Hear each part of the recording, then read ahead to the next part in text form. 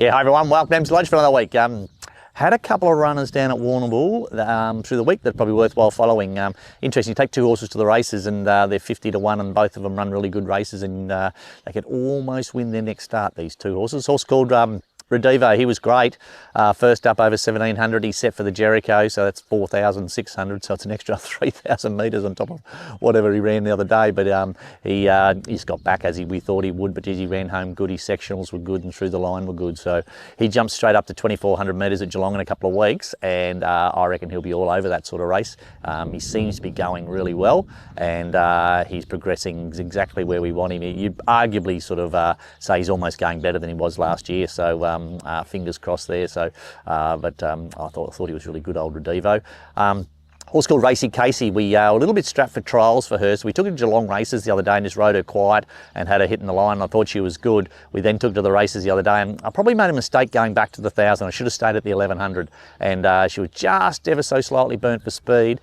She got held up sort of halfway up the straight and had to change lanes, and but then she hit the line strong, and then through the line she was very strong. So I expect her to go up in trip next start, and she should be running a place or better. So two horses there that sort of went around to 50 to 1 through the week, and both of them will be sort of around about the mark their next start, I think.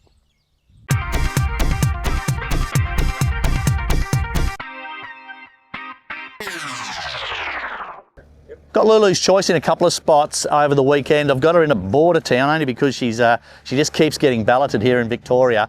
So I've had to sort of nominate her over in South Australia. Just a pain in the ass, but she's drawn one in a pretty lowly graded race over there, so I might have to take her there, go for a nice long drive. Might see what Janet's doing on Friday and see if she wants to go and have lunch and take her to Bordertown. And I've also got her in at Kilmore on Sunday, so the fields come out for Kilmore later on this afternoon, so we'll just see if she gets a run there. But the way she's been, I think she's been balloted 4 weeks in a row now, so we have to try something. So that's Lulu's Choice. She'll either go to Bordertown Friday or to Kilmore on Sunday.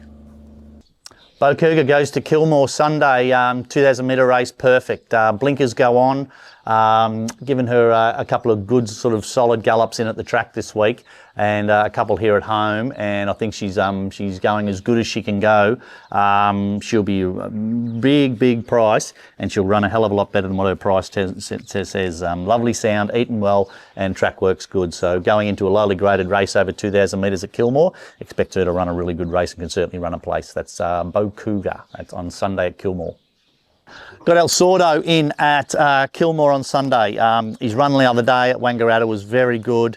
I've just waited for this race for him. I could have run him last week, but I just he actually came up in like little boils on the side of him, this horse. But we just had that sort of change of weather where it's hot and cold, and he just got a little bit hot under his rug. So we've just waited for this race. Perfect. Just hope he draws half a gate and so he can get a soft run. But the 1,600 at Kilmore should suit him down on the ground. Lowly graded race. His work this week's been good. Expect this horse to be really hard to beat on Sunday. He'll go really well. So that's El Sordo at Kilmore on Sunday. Got Money Wheel in at Kilmore on Sunday. Ran him first up, and he sort of raced probably a little bit upside down to how he'd raced previously before he come to us. He raced a little bit handy and then sort of got put under pressure a fair way out. We'll go to the 1,400 metres at Kilmore with him on Sunday, and we'll ride him a little bit more conservatively and just try to turn his racing around a bit rather than sort of being handy and dropping out of it. We'll try and just ride him a little bit off the speed and have him hitting the line. His work through the week's a lot better than what it was. Since we've had him, he's been a little bit dour. He's been working like a real 2,000 metre horse, where his gallop on Tuesday morning was how I wanted him to see. It was quite sharp. So I think he's going really good, and he's improved significantly since his first up run. So that's Money Wheel at Kilmore Sunday. Hamilton Monday, I've got Huey here in. Now it's a really lowly graded race, and he's got a heap of weight. I'm just going to accept with him and see what barrier he draws. If he draws really down low, we might even claim on him. And I don't know if he's an apprentice's horse really, but if he draws down low, we sort of roll forward. It's just a bit of a steer sort of job. I don't think a kid can get into much trouble, but if he draws awkwardly, the rider's going to have to make a decision on how hard he goes for the first half of the race. I'll put a senior rider on and just let him carry the weight. He's a big brute of a boy. I've got no dramas he can carry a weight for the sake of a kilo or 2 kilos or something like that. I don't think a big strong horse like him, I don't think 1 or 2 kilos is going to make a hell of a difference.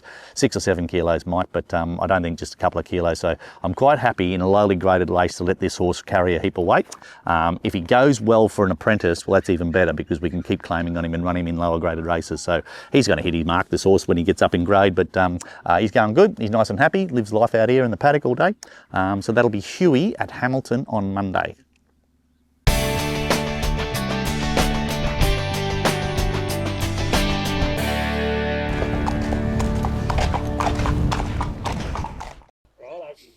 G'day guys, welcome to Around the Stables. This week's horse, a horse called Jonii Diamond. He's a lovely type of animal, isn't he? Big, strong, sort of black horse with a big white blaze.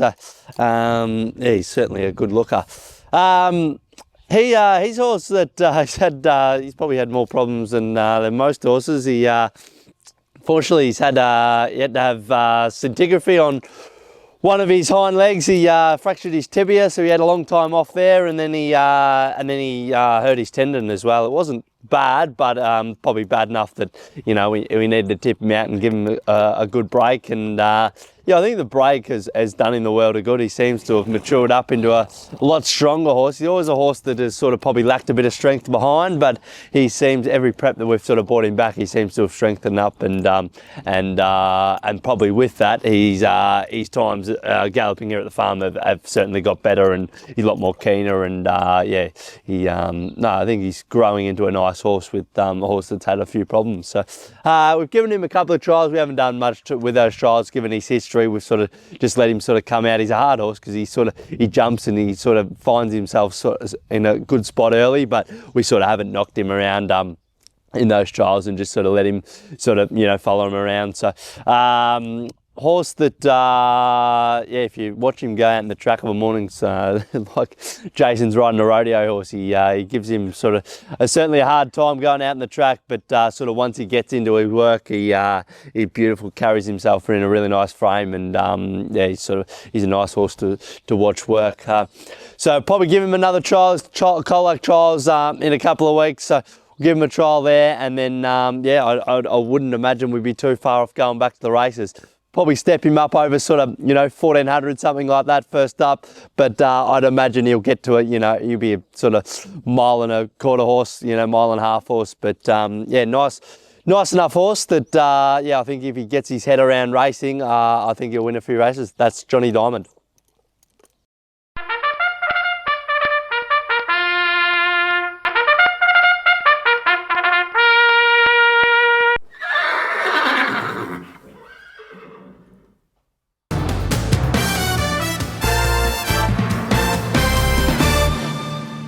Yeah, that's it for another week at Emsley Lodge. Thanks for watching. A couple of good runners this week, really keen. I reckon if you just have a couple of bucks, sort of a parlay on our runners at Kilmore on Sunday, you won't be far away. There's three, we'll end up with 3 runners, maybe 4, but I reckon all 3 can run a place at big odds there. So hopefully have a good week, good day there. What do we got Saturday? Oh, by the way, I hope you all had a couple of bucks on Rob's long shot through the week. I think it was 20 to 1 and just got beat 1 second. So that wasn't bad. Hope you follow Rob's tips last week, and I'm not sure what he's put on this week, but I'm sure it'll be competitive. Maccabi Diva, interesting treasure at the moment. I see she's got a little bit of colic, so they took her out of the Maccabi Diva. So Yulong's now got Via Sistina coming down to run in the Maccabi Diva. So that's a dominant sort of owner, isn't it? One of your favourite for the Group 1 scratch, so you bring another one down and it'll start favourite. So that's pretty good. Interesting, only 2 mares in the last 30 years have won the Maccabi Diva, so that would have been interesting for treasure at the moment. Now Via Sistina is going to start favourite, I would imagine. So Willow's won 5 of them. Mr Brightside's won the last couple of Maccabi Divas, so he'll be going for 3 in a row. But it'd be very hard to beat Miss Via Sistina, won't it? But yeah, stats certainly are against her, and I think the numbers 1, 2 or 3 have won like a third of the of every Maccabi Diva ever run. So yeah, interesting stats on that race. Hopefully we can have a good week. Got a couple of good chances this week, I think. Till next week, see you later.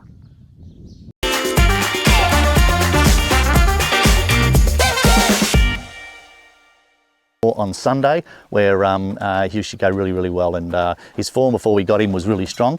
And what's going on here? Horse is going back the other side here. Look, he's rubbing his ass on it.